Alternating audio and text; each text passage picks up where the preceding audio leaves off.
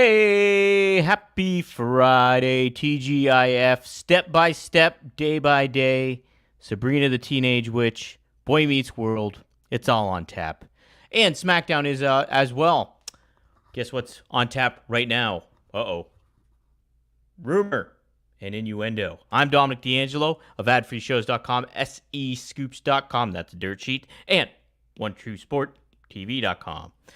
But we got a lot to talk about. We are live, as usual, per Monday through Friday, every day at noon p.m. Eastern Standard Time.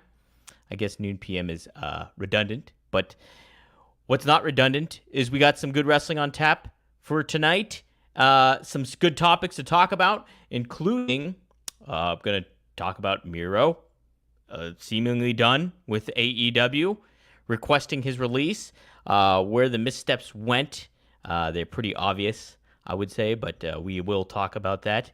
We also will be talking about FTR. Had some interesting comments regarding the younger tag team wrestlers in pro wrestling and stuff like that. And I thought what they said was very, very wise and everything. So we will also be talking about the Janelle Grant press conference. Not a whole lot to take away from that, but do want to touch upon that. And I think there's one other thing I have on tap that I wrote down as well. Maybe not. Nope, wasn't. So here we go. Let's cover some stuff, though. SmackDown is tonight. Oh, I guess indirectly, yes, because SmackDown is tonight. We will have what's on tap is Cody Rhodes and Roman Reigns. Seek common ground. So looks like both will be at the show, from how it sounds. And then on top of it, what's stemming from Cody and Roman coexisting. They to close out the show, Cody offered a hand to Reigns, literally, and signed the contract to make it official that he will team up with the OTC to face the Solo Sikoa and Jacob Fatu at Bad Blood. So let's see how this story furthers with one another. I'm sure we'll get plenty of tension still with one another, as Cody certainly teased that when Roman left. He said, you were the face of WWE, and now I am. So lots to kind of take away from there.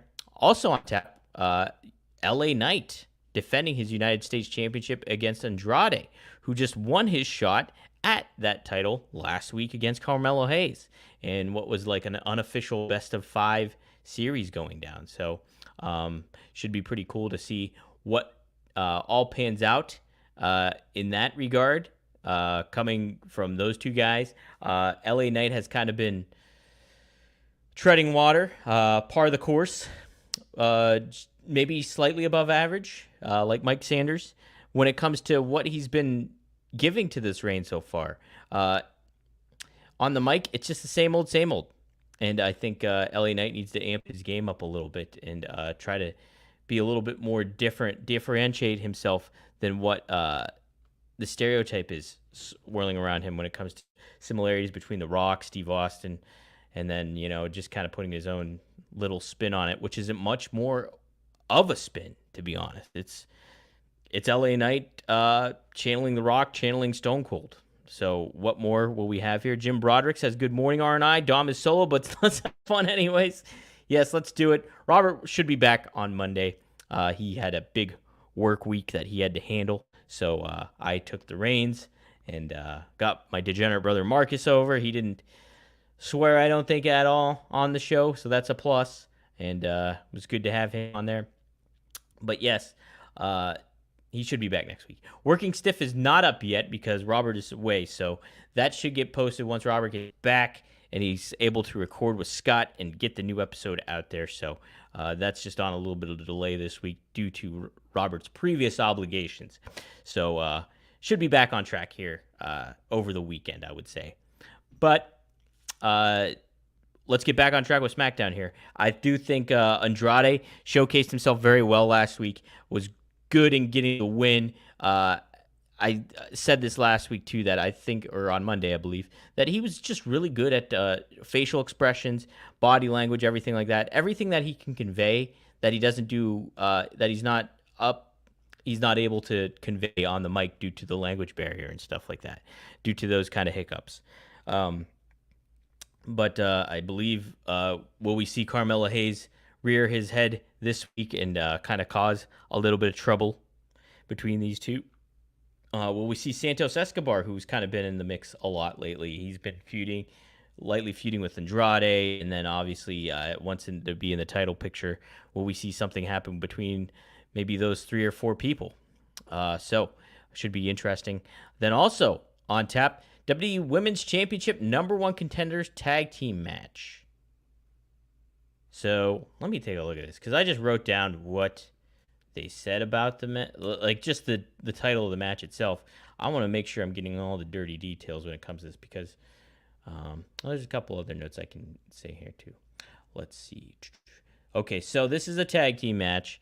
Nia Jax and Tiffany Stratton clash with Bayley and Naomi.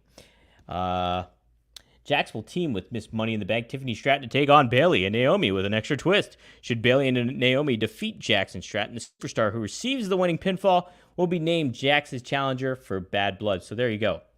A little bit of stakes on that one.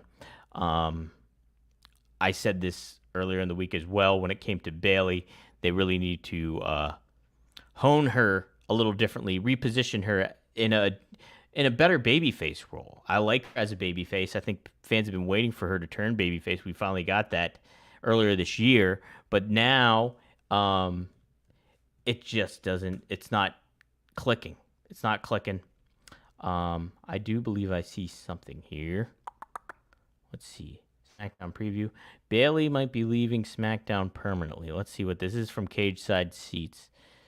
Okay. That's why. If Bayley and Naomi win, the wrestler who scores the fall will move on to challenge Nia Jax for the gold at Bad Blood. This may create a scenario where Bayley and Naomi are both reluctant to tag out of the match due to their individual ambition. However, if Jax and Stratton win this tag medal, then whichever wrestler takes the fall must leave SmackDown permanently. Oh, they did mention something like that. So good. I do hope Bayley gets pinned, and then she has to go because she just needs a new coat of paint.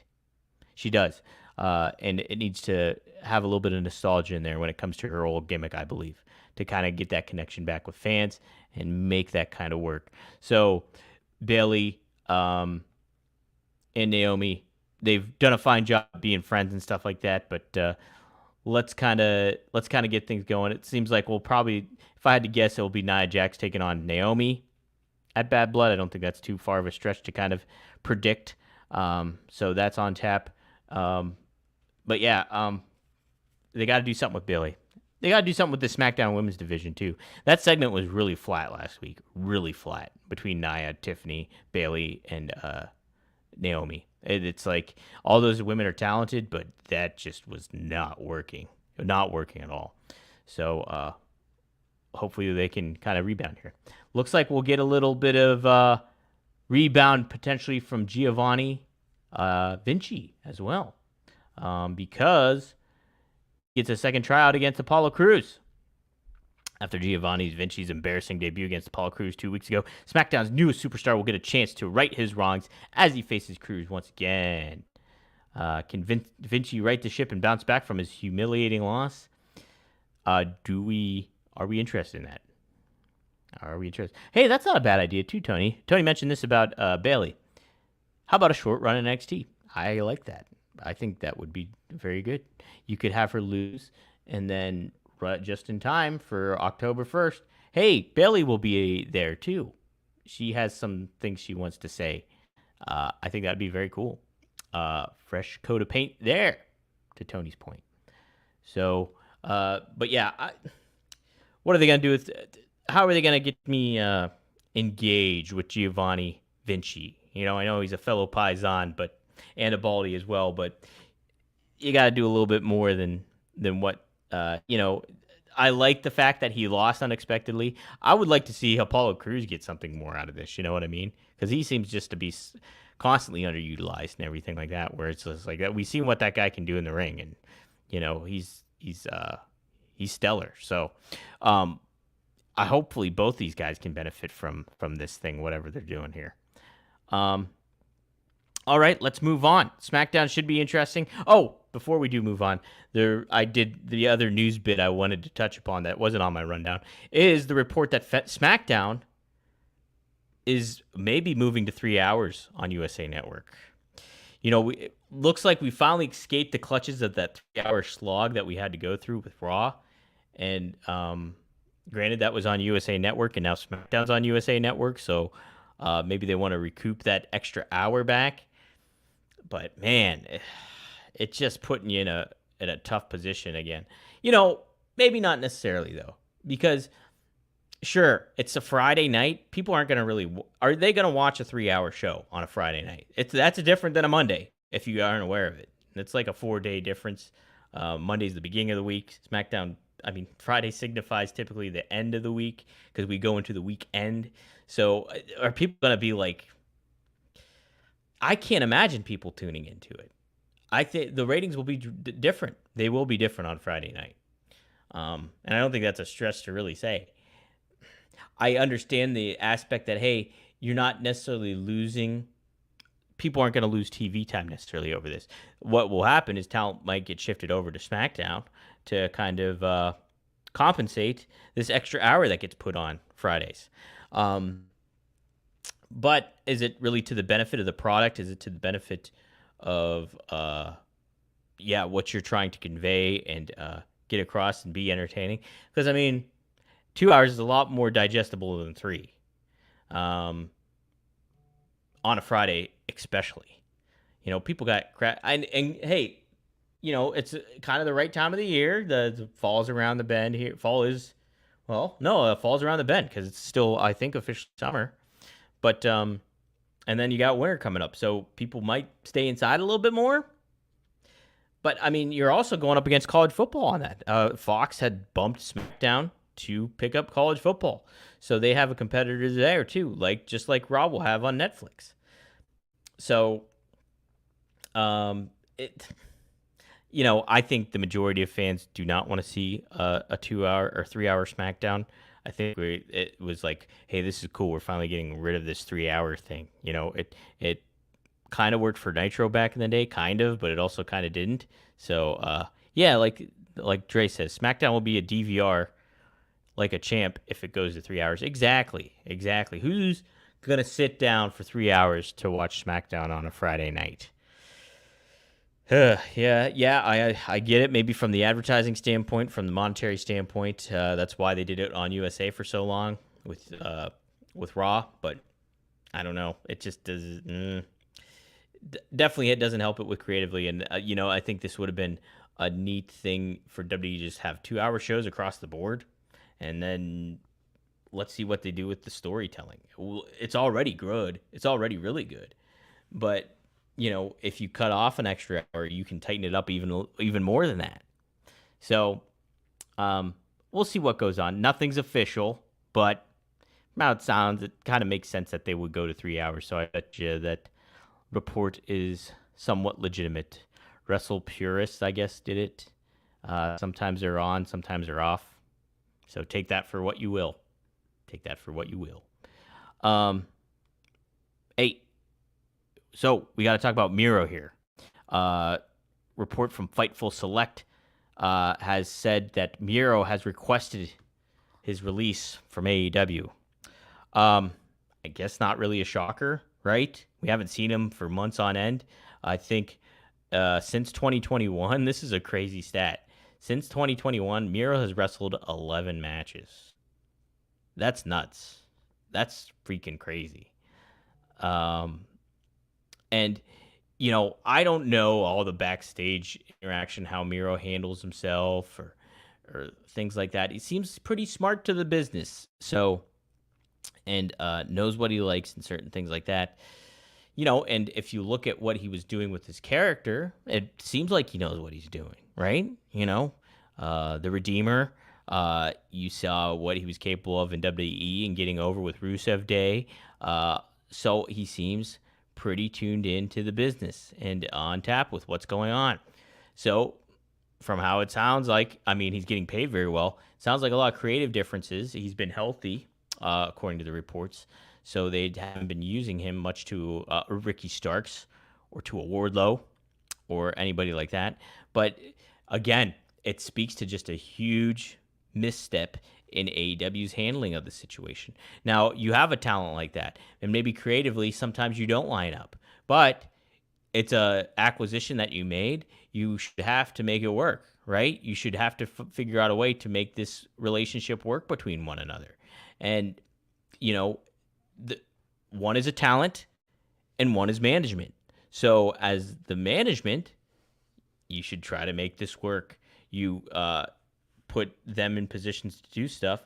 And then if they don't, then you release them. But Miro's just been in purgatory this whole time. And like you look at how they introduced him into AEW, and it was like this gamer. He came out with a Mickey Mouse shirt on that was from like Abercrombie, not Abercrombie, bigger brand than that, Gucci, something like that. And, did not paint him in the best light. Like, he was kind of smarmy and lighthearted. And then we get the killer later on. We get Miro, and we get the guy that, is taken everybody out and really established himself as one of the best TNT champions I think AEW's had in its short history. Like, very memorable. And then injuries come into play. He's on, he's off. He, cuts a compelling promo, but then he's gone again. It was a very push-pull kind of thing, and I'm sure, it takes two to tango, so who knows all the details when it comes to that kind of stuff. But it's also like, he is a star. You signed him. You pay him very well. You should try to make this thing work, because that only benefits you, the company, when you do that kind of stuff. So, Miro, will he go back to WWE? Is there an interest from WWE? Did he burn some bridges? I don't know. I have no idea. But Miro is a talent. I like him. He can be funny, but he's also like, he's a badass. So, absence makes the heart grow fonder. We haven't seen him in months on end. And so if he came back as Rusev in WWE, I think there's a lot of legs you can have with that. Imagine him going up against a Bronson Reed, a Braun Breaker, a Cody Rhodes. That's some fresh new feuds you have cooking right there. You know what I mean? So, him going up against Jacob Fatu, there's some possibilities. Tony Gong also says, I can see him doing well in TNA. That's true, too. You bring him in, and he can be one of your world title people. He can be one of your top stars. And, the schedule's lighter there. The locker room seems like a better laid-back environment, but efficient nonetheless. And so Miro might simulate right in there. So that's a good call, too. But there's possibilities for him.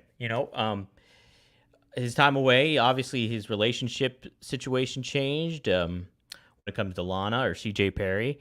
And so life changes. He's had some big life changes, and on several levels, it seems. So hopefully the best is all for him. I would like to see him flourish somewhere else. It's very much a shame that AEW did not make the most of him when they had him, and doesn't seem like that he'll be coming back.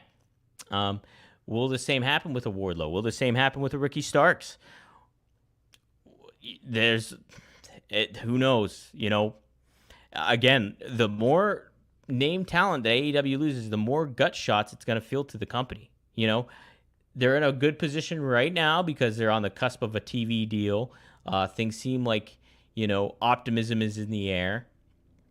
But, from what I've heard and stuff like that, it's just like, is everything really buttoned up from a creative standpoint? Is Tony listening to people and like getting input? And,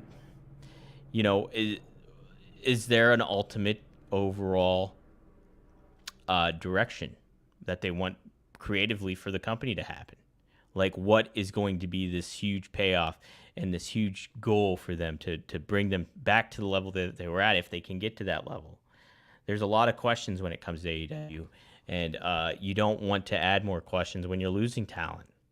And you're going to lose a Miro, it seems. By just assumptions, which we know what that can do, you're going to lose a Ricky Starks. You're going to lose a Wardlow. That's the visual you have right now. We don't see those guys on television.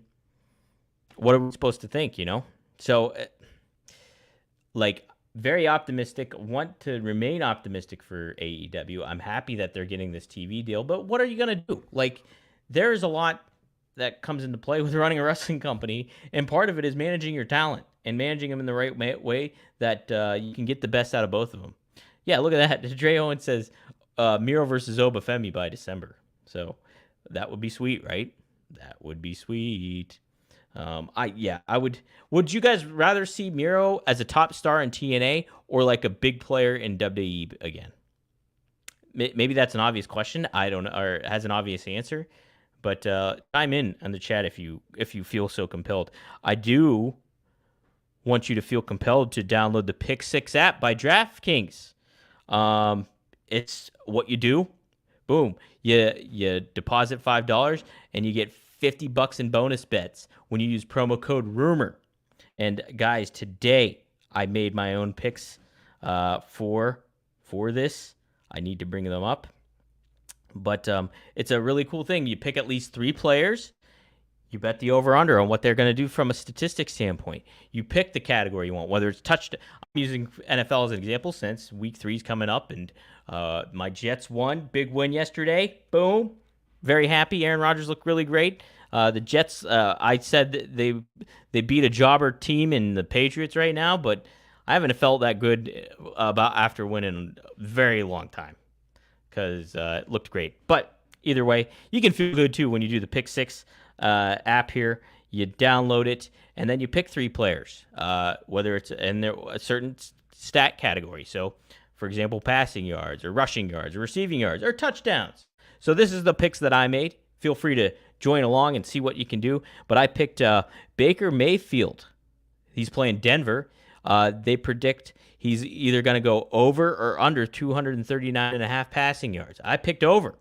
Denver coming off a loss to the Steelers. They don't look that well. I think they had a couple. Patrick Surtain had some penalties against the Steelers. Could be some opportunity for Baker Mayfield to sling the old football there, the pigskin. Another person I've been going with who's been having a hot hand, and that didn't necessarily need it either, really, is Derek Carr from New Orleans. I have him throwing for over 234.5 passing yards against Philly. Philly has a questionable secondary. Their defense should be buttoned up, but it really hasn't been. And now they're facing New Orleans at home. Or now they're facing New Orleans in New Orleans. So should be a good opportunity for him. But transversely, I have Saquon Barkley catching for over 22.5 receiving yards against New Orleans because they're going to try to rely maybe on him a little bit more and try to get that running game going, but also get the throwing game going. And who dropped that ball last week? But Saquon Barkley. I could expect him to bounce back from a statistical category, against New Orleans here. Maybe so I'm thinking that there's going to be a lot of passing going down in that game. But those are my picks. So over Saquon Barkley, over 22.5 receiving yards. Derek Carr, over 234.5 passing yards. And then Baker Mayfield, 239 passing yards, 239.5. All over. That's my picks. So you can do the same. For example, I put $10 down on the bet. The average winnings you can get from that is about $52. So not too bad. If you feel confident in doing that, go to the Pick Six app, deposit $5, use promo code Rumor, and you get $50 back in bonus bets. Try it out, see what you think, have a good time. DraftKings, Pick Six, the crown is yours, guys. It's yours. So can't really make a good segue into this, but Janelle Grant had a press conference, or her attorneys had a press conference yesterday, and they talked about, and this was orchestrated to happen before the Netflix documentary releases next week on Thursday. No, I'm sorry. Be Wednesday of next week, right? The 25th. 5 days from now. But this is what was said in the press conference. Janelle's story is an important one, and we hope Netflix docuseries does it justice. Her experience is integral to an accurate and full retelling of the story of the WWE and Mr. McMahon. While Janelle didn't participate in the Netflix docu-series, we hope it shines a light on the abhorrent actions of McMahon frequently on WWE's property, and it portrays the realities of his abusive and exploitative. Oh my God, exploitative. I'm just going with it. Behavior. Many of these stories in the last few months have not been portrayed in her way she deserves to be portrayed as a survivor of human trafficking and sexual abuse. Then they were asked quite a bit about Janelle not being a part of the next docuseries, and so this was one of the responses that Ann Callis, I believe, was her attorney. I believe this is her statement. She said that Janelle deserves the opportunity to tell her full story, not be a part of someone else's. She will get her day in court, and McMahon will be held accountable. As we said, in fact, she would like to expedite all proceedings as quickly as possible. Janelle has the right to tell her story in her own way at the right time. So yeah, they're gearing up. As talked with my brother yesterday, they hired the PR firm SKDK, who represented survivors of Jeffrey Epstein, Harvey Weinstein, Marilyn Manson, and some Washington Commanders employees. So yeah, just makes sense from all that things. Nothing crazy revealing in this press conference. They just kind of wanted to get ahead of the Netflix series airing and kind of stake their claim of why they aren't a part of the series and what they might have planned for that moving forward. So I did want to close out with an interesting interview with FTR. They were interviewed by Renee Paquette on her show. They were asked what young tag teams stand out to them, and they mentioned the Guns. So Colton and Austin, and then they also said the Guns. The Outrunners definitely have something different. Here's the thing: the whole tag division. This is Dax talking, by the way. The whole tag division, they all offer something with their talent. I had a Q&A thing on my Instagram, and I said it then, and some of the tag teams came to me. They said they were going to take it to heart. What I said was, I feel there aren't many, not just tag teams. The younger generation we have here aren't as hungry to succeed or aren't as hungry to be top guys. Cash added that they don't want to step on toes. They want everybody to be friends. We're not saying you have to be backstabbing politic. Us with Chad Gable and Jason Jordan, we were so competitive with each other, but we were great friends. It brought out the best in us. Us with Mark and Jay, the Briscoe brothers, great friends, but it brought out the best in us. I don't see that competitive friendship with a lot of people. And then Dax added, I'm not trying to be negative. I'm just hoping they hear this and go, oh, F, that's me. I think they would rather come to work and have people like them and have everybody like them rather than come to work and have a couple of friends and more associates and people that dislike them. But they're moving up. I think they're afraid of someone disliking them. I don't know if that's the culture now. Cash then added, I think you're much more aware and sensitive to the fact that people like you or not now because you can see it and read it all over the place. It's not just the younger people. It's the younger generation that has that know nothing else but that. It shapes how they think, and they're making these moves and steps. Really interesting comments. And I agree with both of them. They're both around my age. I believe Dax is maybe just a touch older than me, but maybe by a month or something like that even. And so I certainly agree with what they're saying when it comes to that. And not that I'm in the wrestling locker room and I see this, hey, who's being competitive? But I know what this kind of little bit of a younger generation, how the mentality is. It isn't as competitive. There isn't like this kind of cutthroat thing where you want to, and you don't want to necessarily be like, hey, I'm going to stab you in the back like they said, but you do want this competitive aspect. I think a lot of these talents, they're in a big company like AEW. They're making some pretty good money. Do they necessarily feel that they have to go all out and try to, not pun not intended, but they have to go and be the top person there and kind of like, they probably, a lot of them may already think that they made it. You know, that this is it. I'm making money. I'm doing what I love. Do I necessarily have to worry about all this other stuff? I am good. Maybe they think to an extent that they'll be, and I don't want to use a negative term like entitled, but maybe they do feel that way to a certain extent. It could just be ingrained in them because they're gotten this great opportunity at a young age. So I completely agree with what they're saying. You want to see, you know, and if you look at it from the AEW perspective, if those teams and players feel a little bit more competitive, really express that to FTR and make sure that they that gets conveyed behind the scenes, maybe that'll amp Tony up a little bit more to be like, okay, yeah, let's really put the focus on some stuff. Maybe something like that, a more driven locker room would make AEW as a company more driven and have a better direction. It takes everybody to make this whole machine work. So yeah, I just thought those were really interesting comments. I'll probably talk about that with another guy I do a show with, Rob Van Dam. We are going to go live actually on Monday coming up here. We should probably have a big announcement to what Rob has planned moving forward. So be sure to tune in. It'll be Monday night. I haven't hammered out a time with him yet, but keep your eyes peeled on RVD's social media. On One True Sport, go to real 1TS, and keep your eyes peeled because there will be some stuff going on when we make the announcement for a live show. But hey, if you do want to see me later on live, you can go to fourhorsemannetwork.com at 4 p.m. Eastern Standard Time, or you can go to onetruesporttv.com and see me with Greg Gagne, with Magnum TA, as we talk a little bit of all the ongoings in pro wrestling and a little bit of history too. So 4 p.m. Eastern Standard Time. Join me at fourhorsemannetwork.com or onetruesporttv.com. We'll be live on there taking your questions, ready to rock and roll. When it comes to Working Stiff, like I said earlier in the show, it's not up yet. Robert is on assignment. Once he gets back, him and Scott will record a new episode. I'm sure they'll have plenty to talk about, plenty to cover. So should be a very fun episode once that happens. So just be on the lookout for that on your podcast feed of choice. Be sure to like, subscribe, everything that you can do. Give this show 5 stars on your podcast feed.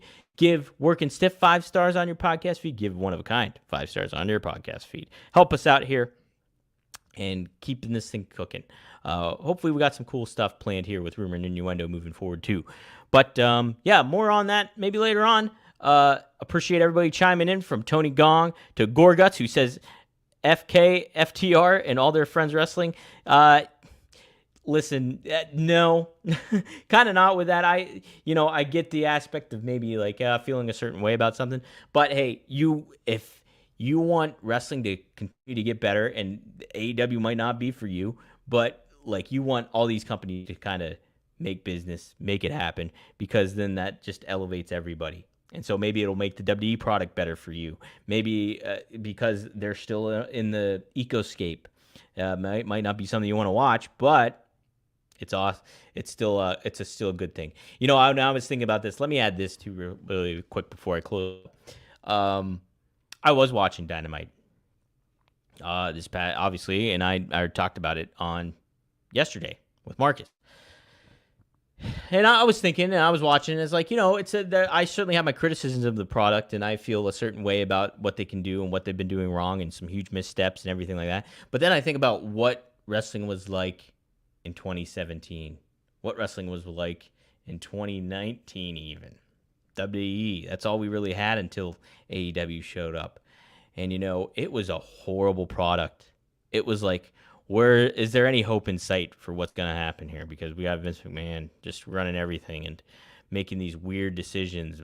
Wrestlers are booked so funnily. There's not any consistency with things. It's just like all this stuff.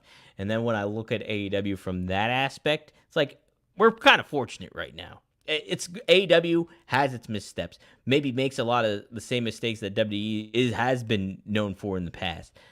But it's still a better product than what 2017 offered us, what those years offered us. The fact that we simply have an alternate brand of new wrestlers that we can kind of latch onto, still pretty cool. Obviously, they can do a lot better job, and I think I've expressed that earlier in the show today. But maybe kind of give pause a little bit to like, hey, yeah, there's criticism was warranted here, but if you look back from a 9-year standpoint or 8-year standpoint, then kind of gives you a little bit of reflection on, hey, we're pretty fortunate as wrestling fans right now. So, but yeah, fun stuff. We'll be covering Raw preview on Monday. We'll be covering what maybe happened on SmackDown, if anything newsworthy pops up from then. And we got a pay-per-view coming up pretty soon, too, in Bad Blood. So that should be fun as well. But yeah, thanks everybody for tuning in. You can catch us live on Ad Free Shows YouTube, on Working Stiff YouTube, Rumor and Innuendo YouTube, on SE Scoops' X account, and on WE Creative _ish X account every Monday through Friday at noon p.m. I did it again. It's just noon, guys. Well, real quick, we'll add Wrestling Old Head who chimed in. I went to a WWE show in November 2018. It was real bad and 50% full of the Staples Center. Moxley was doing the mask gimmick. Wrestling as a whole was doing the mask gimmick. Wrestling as a whole has come a long way. Absolutely. So it kind of gives you a little bit of like, yeah, it's always good. Constructive criticism is always good in any genre that you're at. And so obviously we do that here, but still pretty fortunate as wrestling fans to have some pretty decent product going on overall. So, all right, we'll talk about it more on Monday. Let's go Jets. Hope your football team does well this weekend if you're a fan. Week 3 of the NFL, things are starting to heat up. Fall is getting here. There's a lot to talk about. But we'll do that on Monday. See you next time here on Rumor and Innuendo. Best of luck in your future endeavors. And hey, step by step, day by day.